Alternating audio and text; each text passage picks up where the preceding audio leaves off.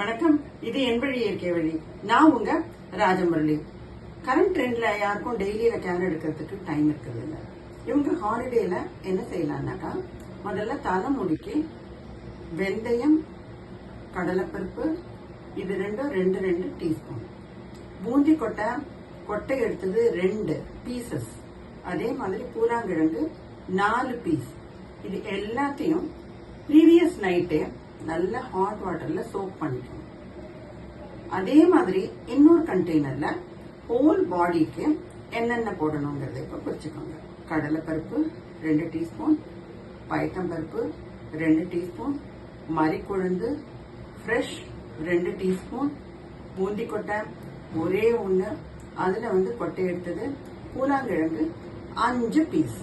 இது எல்லாத்தையும் நீங்க என்ன செய்யணும்னாக்கா பால்ல ஊற வைக்கணும்.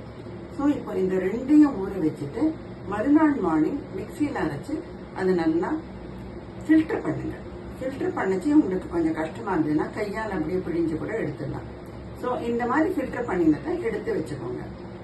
நீங்க செய்ய வேண்டியது, நல்லெண்ணெயும் தேங்காய் எண்ணெயும் சேம் மெஷர்மெண்ட்ல 2 டீஸ்பூனோ இல்லை உங்களுக்கு தேவையான அளவு ஒரு 1/4 கப் அது மாதிரி எடுத்து அதுல கொஞ்சம் வெந்தயமும் ஓமமும் போட்டு தேவையான அளவு வரும்படியா அதை காய்ச்சி கொஞ்சம் அது ஆறினோடனே முதல்ல நீங்க அந்த ஆயில ஹோல் பாடிக்கும் அப்ளை பண்ணுங்க. அப்ளை பண்ணும்போது முதல்ல சோல், அப்புறம் பாதம், அந்த மாதிரி this is the time where you have to take care. இந்த ஃபிளாப்ஸ், தட் இஸ் இந்த காதுக்கு பின்னாடி முழங்கை கருப்பு, முழங்கால் கருப்பு, அதாவது முழங்கைக்கு கீழே இருக்கிற அந்த ஒரு கைகளுக்குள்ள இருக்கிற எல்லா ஃப்ளஷும் அந்த மாதிரி சேர்த்து நீங்க எல்லா ஏரியாவும் நல்லா தடவிக்கோங்க.